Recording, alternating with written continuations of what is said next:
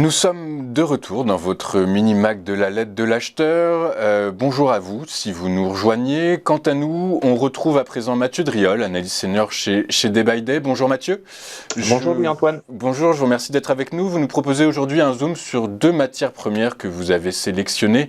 Et on commence avec le white sugar qui pourrait être impacté par le récent rapport de l'ISO, l'International Sugar Organization, qui prévoit un déficit mondial de sucre de 2,55 millions de tonnes dans la saison 2021-2022, et ce en s'appuyant sur une baisse des perspectives de consommation.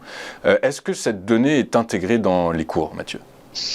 Je ne sais pas si elle est forcément entièrement intégrée dans les cours. En tout cas, ce que l'on peut en dire, c'est que les acheteurs, eux, sont bel et bien présents sur le white sugar. Ça s'inscrit en fait depuis, grosso modo, 2019-2020 et la formation d'une base sur laquelle les cours sont venus s'appuyer. Cette base, elle était comprise entre 300 et 410, 420.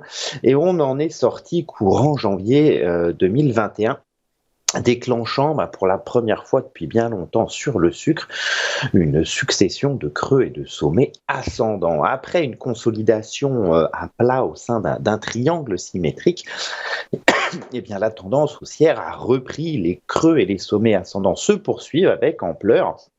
Et on voit notamment le dernier petit rebond sur 497, grosso modo, qui doit maintenant permettre une nouvelle accélération de cette tendance haussière en direction des résistances à 565 puis 619. On est sur un véritable retournement de moyen long terme sur le sucre qui se met en place.